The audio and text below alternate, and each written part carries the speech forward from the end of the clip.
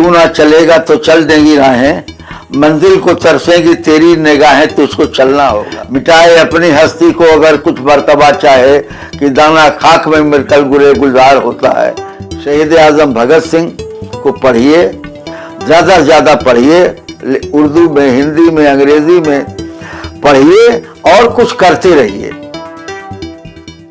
आपकी पहली मुलाकात कॉमरेड हरमिंदर पांडे जी से दिल्ली में होती है, अजय भवन में, सीपीआई के राष्ट्रीय मुख्यालय पर। और चंद दिनों बाद दूसरी मुलाकात मऊ से आप चल के यहाँ परसा तक आए हैं। उसके पीछे का कुछ व्यक्तिगत रीजन क्या है? इनसे कितना ऐसे लोगों से इंस्पायर होते हैं आप? ऐसे देखिए, मैं कॉमरेड से कभी मिला नहीं था। मैं जेएनयू में था तो मुझे कॉमरेड का फ़ोन आया कि मैं आजमगढ़ से हूँ और मैं आपसे मिलना चाहता हूँ। मैं कहा बिल्कुल, मैं ज़रूर आऊँगा। तो मैं अजय भवन गया, मैं कॉमरेड से मिला। कॉमरेड ने अपने जवानी के किस्से सुनाए। मुझे बड़ा अच्छा लगा सुन के, और मैं बहुत इन्फ्लुएंस हुआ इनके जिस तरीके से इनके आंदोलन करने का अंदाज जो था, और एक संघर्षशील साथी रहे हैं।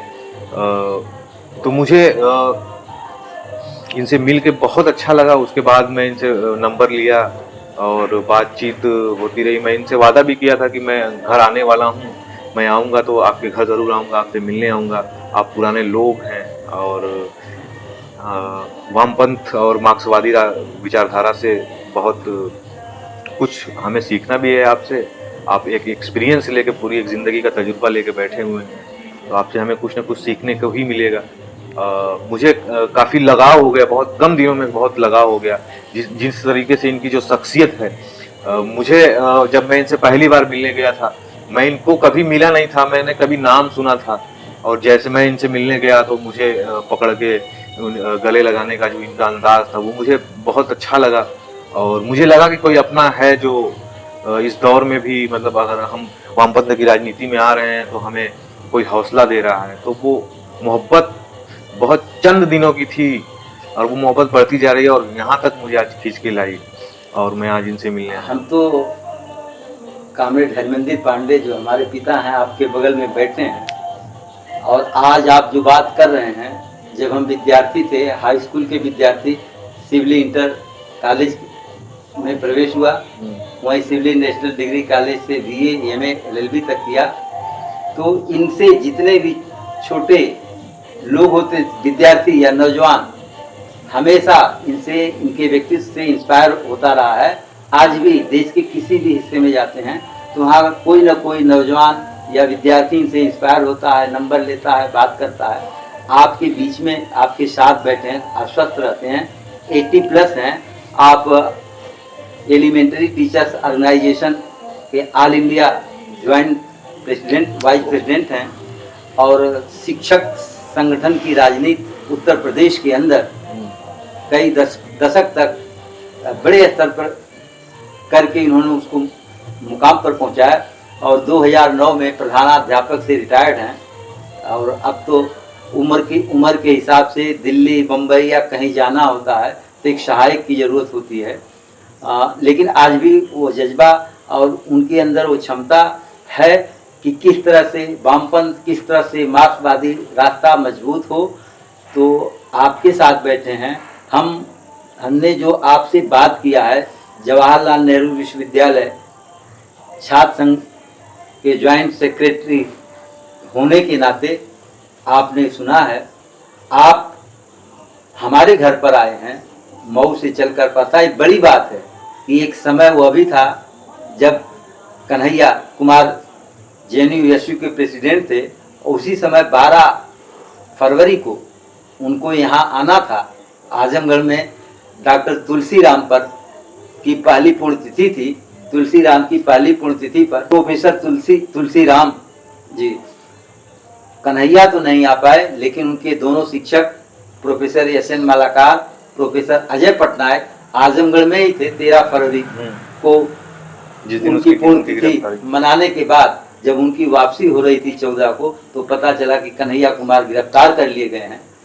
लेकिन 2016 का समय, आज हमें बड़ी खुशी इस बात की है कि आज हमारे पड़ोसी जनपद मऊ के रहने वाले मोहम्मद साजिद जो JNU के ज्वाइंट सेक्रेटरी हैं, हम कॉमरेड हरमनदीप पांडे से चाहेंगे कि आज अभी जो बातचीत हुई है, आप ऐसे मोहम्मद साजिद जैसे लोगों, विद्यार्थियों से, युवाओं से भविष्य के लिए क्या अपेक्षा करते हैं, क्या कुछ किया जाना। साजिद से जब हम पहली बार सुनाई तक जीत गए तो मिलना चाहता था, मिला। मैं खुद भी इनकी ज़बान से, इनकी बात व्यवहार से प्रभावित हुआ और जैसा इन्होंने बताया वो संबंध, हमारा इनका संबंध समझदारी का है, राजनैतिक है। हम इनके लिए कहेंगे कि तू ना चलेगा तो चल देंगी राहें, मंजिल को तरसेंगी तेरी निगाहें, तुझको चलना होगा, तुझको चलना होगा। एक शेर और कहना चाहते हैं, बच्चे हैं, नौजवान हैं, मिटाए अपनी हस्ती को अगर कुछ मर्तबा चाहे कि दाना खाक में मिलकर गुरे गुलजार होता है।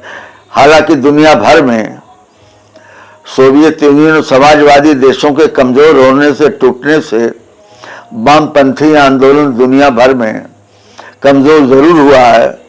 उसका असर जनता के बीच से ही विद्यार्थी जाता कॉलेज में, जनता में जो धर्मांधता, छूत-छात, ऊंच नीच, भेदभाव, अंधविश्वास जितना बढ़ रहा है, ये सब दुर्गुण लेके विद्यार्थी कॉलेज, स्कूल, कॉलेज, यूनिवर्सिटी में जाता है और उसको वहाँ परिमार्जन करने का काम अध्यापकों का होना चाहिए। लेकिन अध्यापक और शिक्षा ये स्वयं उसमें डूबती चली जा रही है। लेकिन रास्ता निकलेगा। शहीद आजम भगत सिंह को पढ़िए, ज़्यादा से ज़्यादा पढ़िए, उर्दू में, हिंदी में, अंग्रेजी में पढ़िए और कुछ करते रहिए।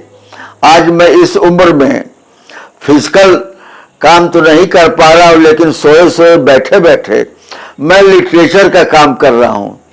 जो किताबें लोग नहीं पढ़ते, पढ़ पाते, नहीं देख पाते, अम्बेडकर किताबें, भगत सिंह की किताबें, राहुल सांकृत्यायन की किताबें, कैफी आजमी, अली सरदार जाफरी, मीर तकी मीर, दीवाने गालिब, इस तरह का, प्रोफेसर तुलसीराम, इस तरह का साहित्य लिया करके लोगों तक दे रहा हूँ, बेच रहा हूँ।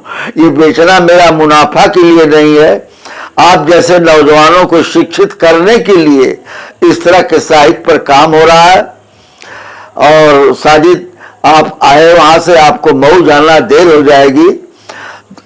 एक तो पहले आप एक अच्छे आप विद्यार्थी हैं, तभी आज JNU पहुंचे, और अच्छे विद्यार्थी अपने को साबित कीजिए कि 10, 5, 100, 50 विद्यार्थी जो आपके साथ आपके क्लास में हो, वो समझे कि ये बहुत बढ़िया पढ़ने में है। तो आप बहुत बढ़िया पढ़ने में होंगे तो आप जिससे जो बात कहेंगे, भाई ये सब ऐसा संगठन है, तो उस बात का उस पर असर पड़ेगा। अब मैं जानता हूं कि स्टूडेंट फेडरेशन या वामपंथी संगठनों में 3rd क्लास के स्टूडेंट कभी नेता नहीं बन पाए, न 3rd क्लास के विद्यार्थी होता, वो पढ़ता लिखता है। तो पढ़िए लिखिए। और अध्यापक लोग या आज की राजनीति ये कहती है कि विद्यार्थियों, तुमसे राजनीति से क्या मतलब। ये धोखा देने की बात है कि आप तर्क न करें, सवाल न करें, क्यों ऐसा है, क्यों बेकारी है, क्यों बेरोजगारी है, क्यों नई शिक्षा नीति में गड़बड़ हो रहा है, क्यों वैज्ञानिक शिक्षा नहीं लागू की जा रही है। आपकी जो तार्किक शक्ति है उसको मारने की कोशिश हो रही है, लेकिन रास्ता निकलेगा। हमारे पड़ोस में लंका में देख रहे हैं आप क्या हो रहा है, वहां वामपंथी सरकार अगुवाई कर रही है। नेपाल में वामपंथी सरकार अगुवाई कर रही है। मैक्सिको जैसे विकसित देश में राष्ट्रपति और बाई इलेक्शन। धीरे धीरे दुनिया में कोई युद्ध ना हो। आज जो युद्ध का उन्माद फैलाया जा रहा है, ये दुनिया के साम्राज्यवादी पूंजीवादी ताकतों का ये साजिश है, षड्यंत्र, हथियार बेचने के लिए।